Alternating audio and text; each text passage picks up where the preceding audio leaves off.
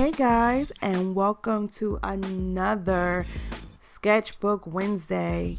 This Wednesday, we're just doing a little throwback painting here. And here's some things you're going to need. We're going to be using some masking tape, of course, a pencil. Then we're going to have an eraser, pencil sharpener, the grid of circles, a ruler, and like the little paint palette. And also, you're going to need some paint. We're going to be working with some watercolor and actually some acrylics this go around for this painting.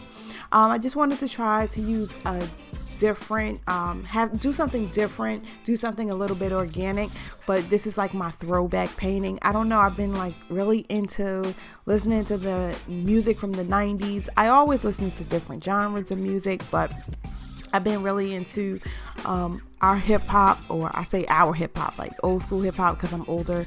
So I've really been enjoying music lately, and I was like, you know what? Let me just do something different. Let me throw up a cassette in my sketchbook. You know what I'm saying? Let me put up a little cassette player, little walkman, take them back for a minute. So I was happy to do this painting. As you can see, I'm using a ruler. The one I did one of these sketches, and I did it over on a canvas, and I did it the other day, but I really didn't use a ruler. I kind of like eyed it, so the proportions aren't always going to be correct. But if you want to make sure that you're getting, at least your lines straight, circles, proportionate. If you're not good with drawing circles on your own, then it's definitely okay to use these tools.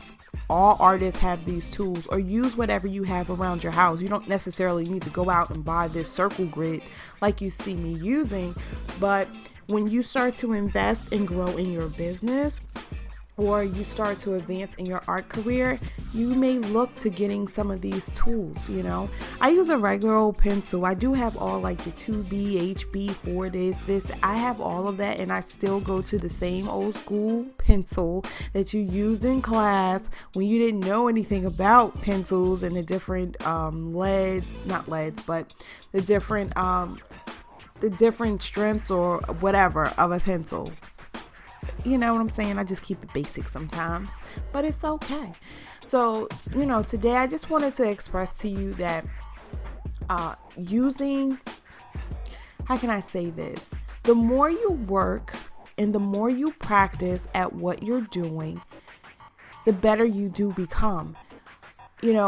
Some would say, oh, you're very talented and, it's easy for you. I hear that a lot. What they don't understand is I've been drawing for years, and even though I put down drawing for like 20 years, I came back to it, and I've been going strong every day. Another fellow artist said to me, or they say, you must draw every day. And I'm like, yeah, I do. I do something. You want to doodle or do something every day. One, because you want to keep that part of your brain functioning, eager to do something else. And even if you're doodling, you don't know what kind of idea you're going to create, guys. I mean, people will knock it, but I wouldn't. I would doodle every single freaking day that you can. Even if you're in a 9-to-5 and you say, I don't have time to be doing my artwork, take a few minutes at your lunchtime and just doodle. Always have a piece of scrap paper.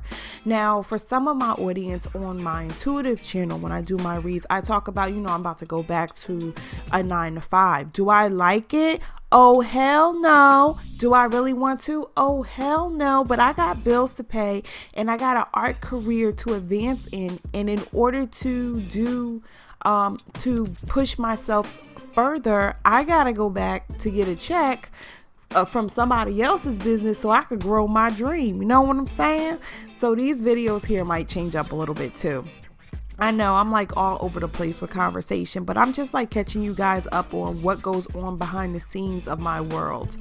And I'm kicking some realness to you. I'm letting you know that, sometimes you got to bite the bullet and go back to work.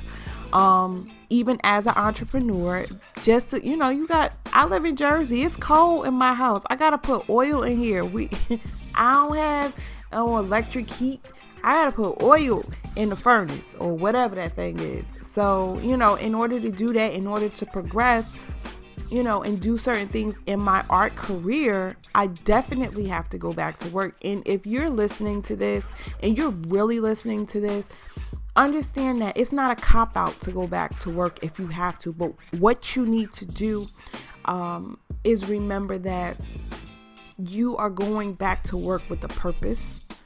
And this all ties in together, people. So just bear with me. You're going back to work with a purpose because you're going to use that job as a tool to enhance your art skills and your knowledge, because you're going to be able to buy more materials to practice with, enter contests. Well, at least I am. This is the way I look at it.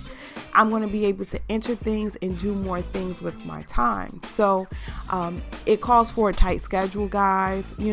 If you want to enhance your career, you want to get better at your talents, even if you have natural talent in art, you may still have to go back to work so you can actually get the tools you need to further your career. And that's what this is all about. Tools I'm talking about today. Getting tools as far as knowledge, tools as far as your paintbrushes, different materials to work with. It's not just about painting and markers and crayons. It's about the fundamentals of how much energy you're willing to put into your work in order to grow yourself in your career. And yes, you do not have to start off with the top line products. You just got to start somewhere. I'm using watercolor today that I bought in Michael's for $3.97. It was on sale in the clearance section. So I have no idea what I was doing with that watercolor, by the way.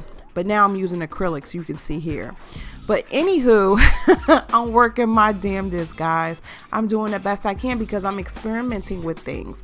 And if I want to keep these experiments up and I want to keep bringing you these Sketchbook Wednesdays and little peeks into my me growing my art career, then sister got to go make some money so I could keep it going. You feel me? So that's basically what I have to tell you is you have to do what you have to do in order to further your career, no matter what anyone says. If they're telling you or someone saying, oh, you're supposed to be an artist or you're supposed to be an entrepreneur, you're supposed to be putting it all in, ask them, are they going to feed you when you don't have any more money, or are they going to clothe you or put a roof over your head? If not, keep it moving. Say thank you for the criticism. However, it's not benefiting me. But thank you. I appreciate that. And keep it moving. We all have to do some things that we really don't want to do or really don't want to go. I don't want to go back to work, man. I'd rather, stay home, paint all day. My kids rather me stay here and play with them when they get home or be here just to talk to them. I'm still going to be around, but I have to fit everything else in, and I'll be fitting this into. I won't forget about my Sketchbook Wednesdays, guys. I have a schedule built. Let's pray I stick to it. You feel me? So, all in all, if you want something bad enough, you'll figure out how to do it and how to get to it.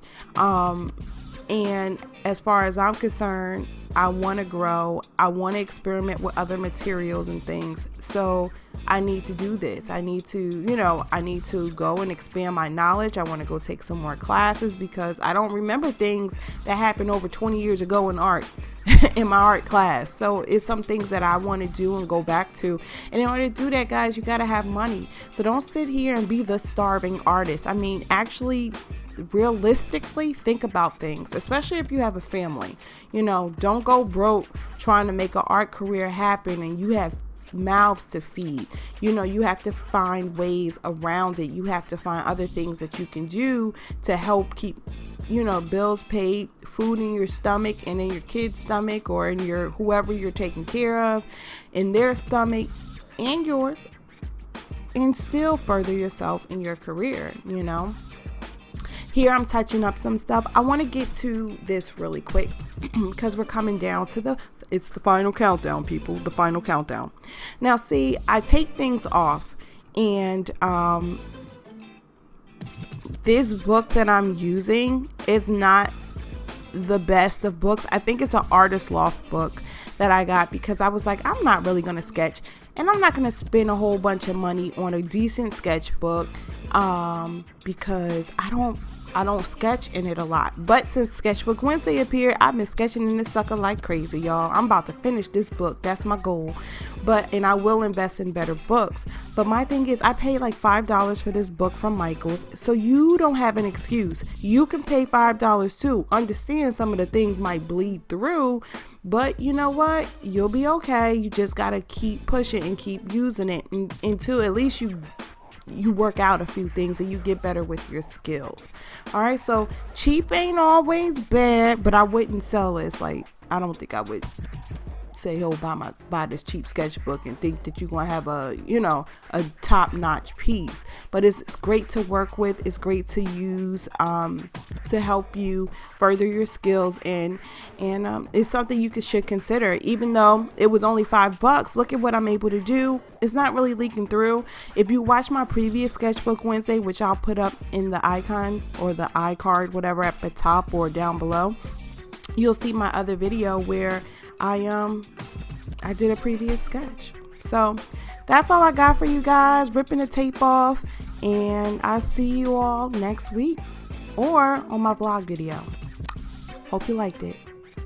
Peace out. Watch the rest. Hey guys, before I forget, don't forget to subscribe. Later.